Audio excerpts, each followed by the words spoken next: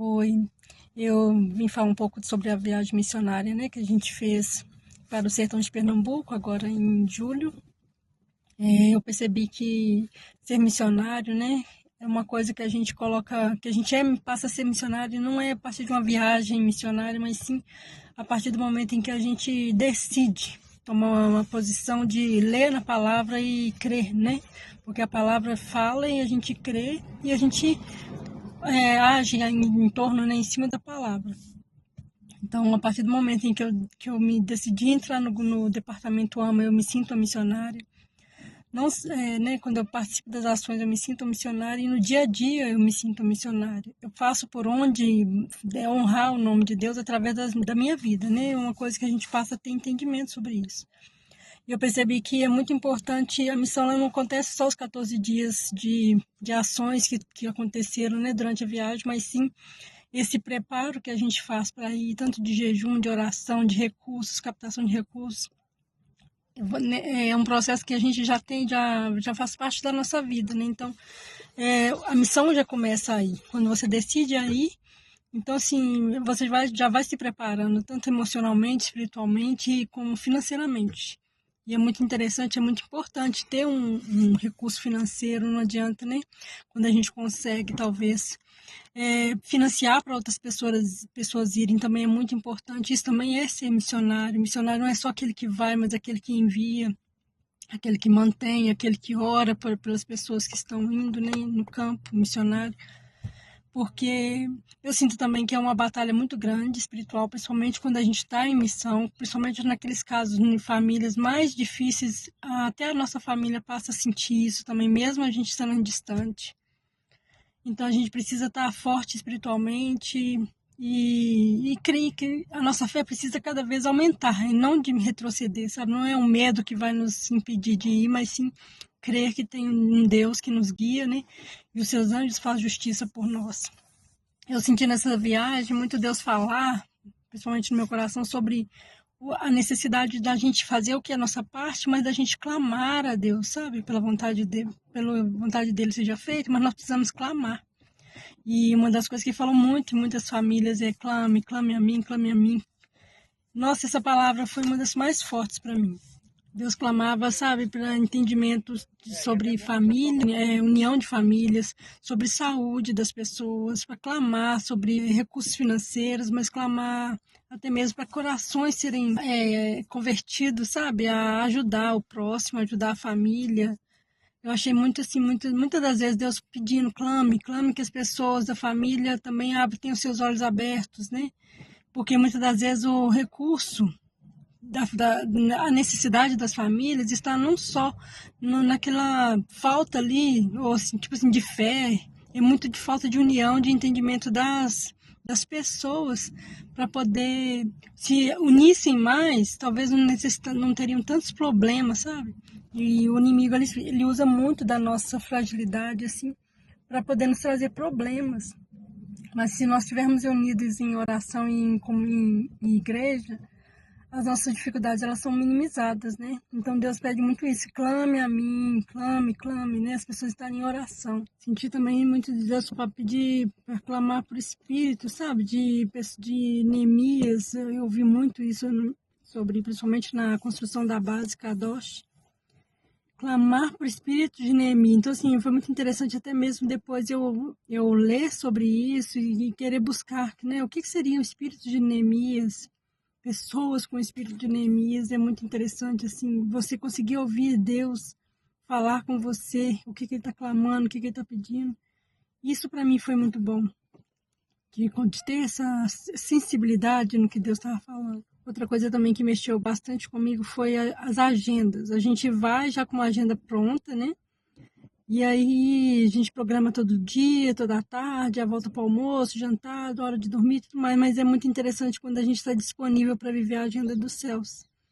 Porque nós precisamos ter a nossa agenda, mas nós precisamos também estar disponível a atrapalhar toda a nossa agenda para que Deus possa fazer o que é a vontade dele.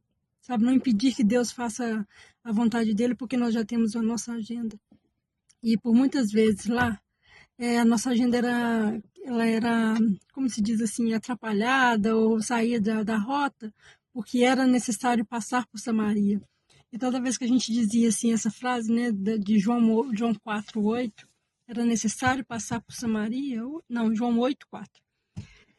A gente dizia porque sempre tinha alguém para ser encontrado, que Deus queria encontrar com aquela pessoa, que aquela pessoa estava clamando por Deus e a nossa presença não, né, era como se a gente crê que a gente leva o Espírito Santo conosco. Então, as pessoas também creem. E quem crê sente, agradece, abraça e recebe a gente com muito alegria e pede com fé. E a nossa fé é que faz a gente alcançar os nossos objetivos, né? Então era muito bonito você ver.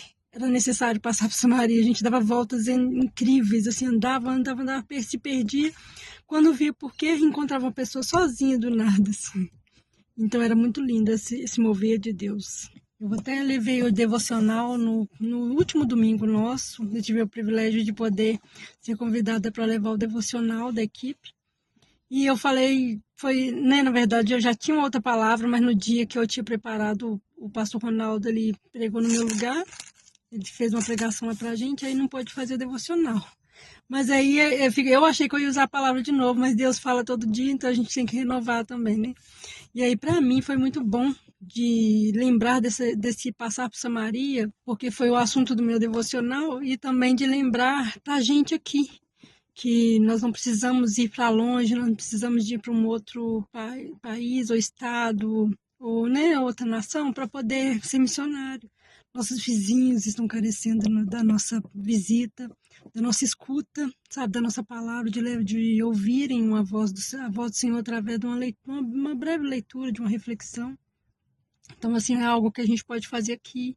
Eu percebi lá que é muita carência mesmo da pessoa às vezes quer contar uma história, quer relembrar alguma coisa. Então, a gente tem como evangelizar ouvindo, sabe? E essa solidão que muitos estão vivendo, uma depressão, ansiedade, muitas das vezes falta de alguém para abraçar, falta de alguém para ouvir, para alguém para conversar, mesmo às vezes a casa estando cheia. Então é bom a gente abrir nossos olhos para ver se será que a gente não tem um vizinho, um parente que gostaria de receber a nossa visita, né? Isso é bom da gente trazer, né, a memória e praticar no dia a dia mesmo. Eu gostaria de ressaltar assim, minha viagem foram 2 ônibus, né? Um com jovens e outro com pessoas mais idosas. Justamente porque o ônibus dos jovens que foi que eu tive o privilégio de ir, porque, gente, é sensacional. A gente, quando podia, porque os motoristas também precisavam descansar, a gente fazia vigílias de oração, de louvor, e aquilo ali o Espírito Santo descia e era sensacional. Parecia que era um baderno, mas para quem está vivendo ali não era, sabe? Era realmente um mover assim, muito gostoso de viver. E eu recomendo que quem tiver oportunidade, que vá, porque realmente é surreal, não, sabe? Não tem palavras, não vale preço. É quando Jesus nos diz lá, né, na palavra que porque vocês são cegos, nus e pobres, eu recomendo que de mim, né, compre colírio para os seus olhos, novas vestes e compre o ouro fino refinado. Eu entendo que esse ouro que ele fala para a gente comprar é essa presença dele, essa comunhão com ele, esse é não gastar o nosso dinheiro investindo no reino. Porque o retorno é muito maior do que você comprar uma casa, um carro, é infinitamente mais, sabe? E não é questão de ser muito dinheiro, é o pouco, é o que a gente tem e Deus está sempre provendo, sabe? É muito bonito ver Deus prover quando Ele quer que a agenda dele seja feita e a gente é apenas instrumento, então é gostoso você se colocar no lugar, né? Se está disponível, falar, Deus, eu estou disponível para viver a sua agenda. Não me deixa fora do que você está fazendo, me inclua, Senhor, nas suas vontades, nos seus planos, nos seus projetos de acordo com da minha possibilidade e alarga as minhas fronteiras, Senhor, alarga a minha possibilidade para que eu possa fazer a sua vontade conforme, né, de maneira real, de maneira intensa, mas sem atrapalhar a sua agenda, Senhor. Então, assim, eu sou muito grata por essa viagem. Eu ficaria morando lá, não tem problema nenhum, mas é como o pastor Ronaldo também falou, seja um missionário aqui que você não vai ter problema nenhum em voltar. Se você tem uma vida missionária, você vê que você vai, você ajuda, mas quando você volta, você continua tendo vida, porque aqui também você é um missionário. Então tem uma vida missionária todo dia, em todo lugar, onde a gente for, na nossa casa. É na nossa igreja, é nos nossos vizinhos, é no supermercado, é no hospital, é na doença, principalmente quando a gente está doente ou está alguém na família doente, nós precisamos lembrar que somos missionários. A nossa atitude tem que ser diferente das pessoas do mundo. A forma como que a gente reage às coisas que não dão certo, eu acredito que a diferença de um cristão e não cristão está muito nisso.